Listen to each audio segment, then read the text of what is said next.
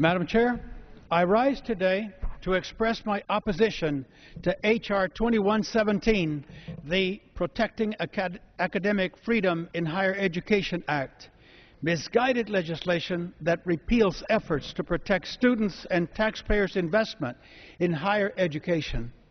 Every year, the federal government spends billions of dollars on student financial aid, and we must account for these federal investments. As ranking member of the Subcommittee on Higher Education and Workforce Training, I am deeply concerned that H.R. 2117 would undermine the Secretary of Education's ability to oversee and safeguard our federal investment in higher ed.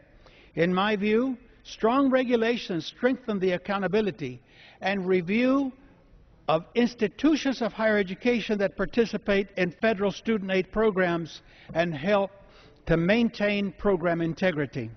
In a globally competitive world, our students deserve to get what they paid for: high-quality educational programs that prepare them for the demands of the 21st century workforce and nothing less.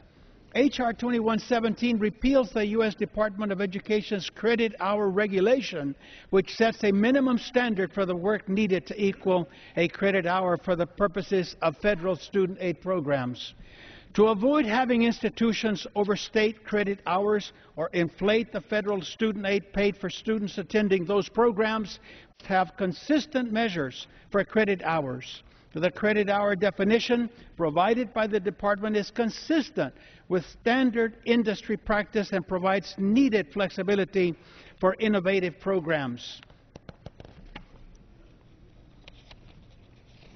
H.R. 2117 also repeals the requirement that higher ed institutions be legally authorized in the states they operate in, and that they have a process in place for handling student complaints when an institution fails to live up to its promises.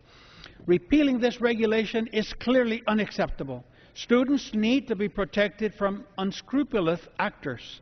Most importantly, I am very disappointed that we are not using our time today to focus on making college more affordable.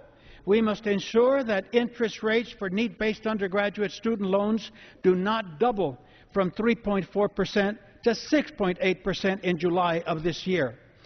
If Congress fails to act, more than 7 million students will face approximately $2,800 in higher loan repayment costs. Now more than ever, American students need Congress's help to afford the cost of college education. In closing, I urge my colleagues to vote against H.R. 2117 because Congress and the Department of Education must provide strong oversight for federal student aid dollars and do everything possible to put students and taxpayers first and protect them from the risk of fraud, waste, and abuse in our federal student aid programs. With that, I yield back the balance of my time.